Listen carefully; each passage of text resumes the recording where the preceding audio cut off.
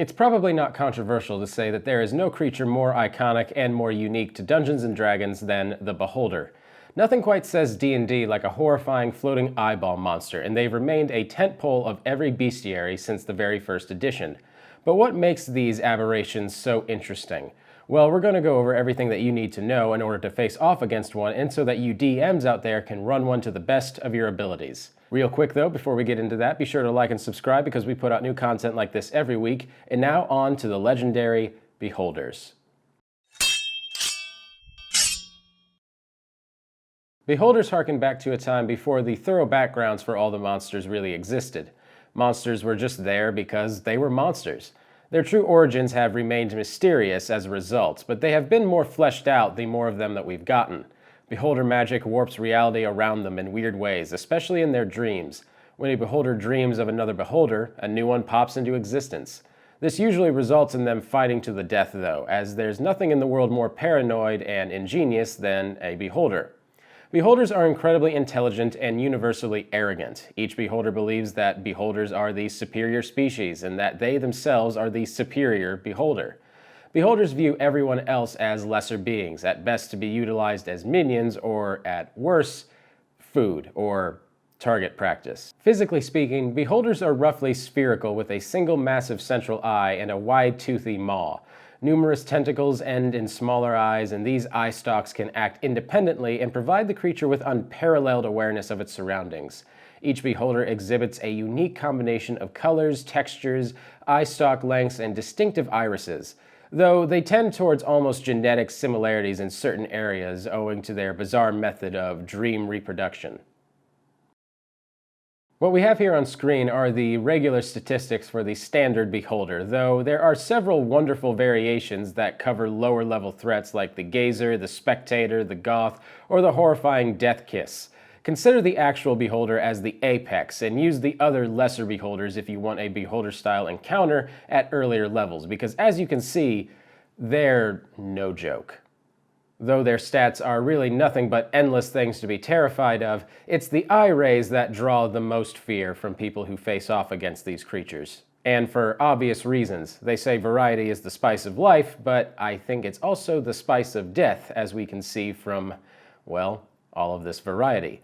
The beholder is able to shoot 3 of these magical eye rays at random. You can re-roll duplicates, choosing 3 targets that it can see up to 120 feet away. Though a few of these are self-explanatory, I would really like to highlight the ones that have given me the most trouble in the past and that I think are most interesting, and on top of that I think are the ones that the players should most look out for. For instance, the slowing ray. The targeted creature must succeed on a DC 16 dexterity saving throw. On a failed save, the target's speed is halved for 1 minute. In addition, the creature can't take reactions, and it can take either an action or a bonus action on its turn, not both. The creature can repeat the saving throw at the end of each of its turn, ending the effect on itself on a success. There's also the Enervation Ray. The targeted creature must make a 16 Constitution saving throw, taking 3d6 necrotic damage on a failed save, or half as much damage on a successful one, so there's really no escaping damage on that, unfortunately.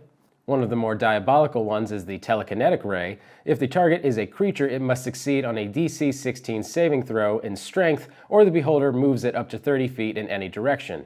It is restrained by the Ray's telekinetic grip until the start of the beholder's next turn, or until the beholder is incapacitated. If the target is an object weighing 300 pounds or less that isn't being worn or carried, it is moved up to 30 feet in any direction. The beholder can also exert fine control on objects with this ray, such as manipulating a simple tool or opening a door or container. And that's kind of where scary things like not being able to lock the creature away or to really stall it for very long can get a little bit creepy. There's the harrowingly disgusting Disintegration Ray. If the target is a creature, it must succeed on a DC 16 dexterity saving throw or take 45 force damage. If this damage reduces the creature to 0 hit points, its body becomes a pile of fine gray dust. If the target is a large or smaller non-magical object or a creation of magical force, it is disintegrated without a saving throw. And if the target is a huge or larger object or a creation of magical force, this ray disintegrates a 10-foot cube of it. It's, yeah, pretty gross. The fun does not stop there because they also have legendary actions. The beholder can take 3 legendary actions using the Eye Ray option. It can take only 1 legendary action at a time and only at the end of another creature's turn. The Beholder regains spent legendary actions at the start of its turn. Beholders are the ultimate boss monster, and you should use them as such. Their paranoid nature and proclivity for traps and complicated dungeons is literally tailor-made for the big dungeon crawls that everyone dreams of. Technically, you can throw a Beholder in as a simple threat along the way, but they really deserve to be the big, proper bad guy that the players have to overcome. At early levels, the Beholder is an impossible fight anyway, and they'll need to play on the creature's ego to survive any encounter. Using a Beholder as a big bad guy towards the end of the plot gives you tons of liberty with your plot line, since Beholders are powerful but basically insane. Beholders can suddenly decide the party would be useful for defeating some threats, real or imaginary. Beholders can toy with the party with absurd traps, convoluted schemes, or really anything else you can come up with. Running a Beholder is signing a blank check, allowing you to do whatever pops into your head at any given time. And for you sadistic DMs out there, I know that's really appealing. If the party gathers up their courage to actually assault a Beholder's lair, God bless them, make a big deal of it. Fill it with strange rooms and traps, real classic D&D stuff. Also remember that Beholders float, so you can, and should, have rooms designed for flying that your players will have to work their way through.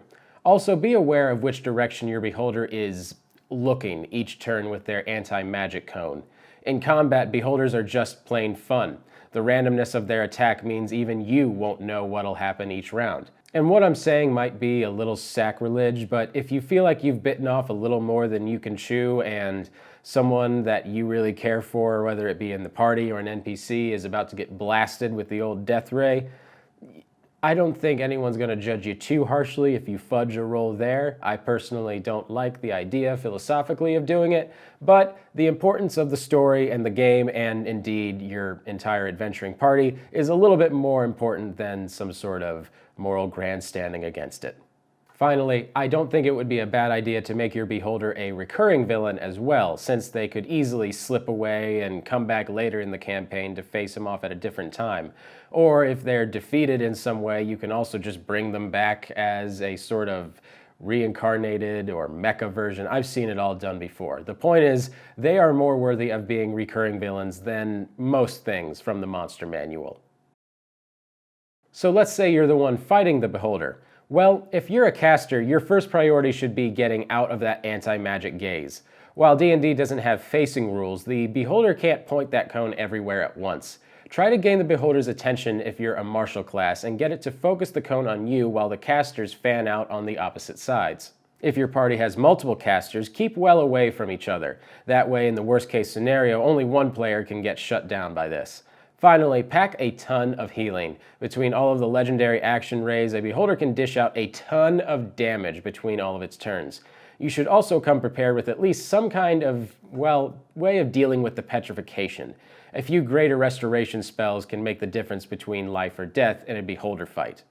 And also, from a role-playing perspective, it's definitely a good idea to play upon their ego, however the situation calls for it, whether it be charming them or perhaps getting them really angry and flared up so that they can make a mistake.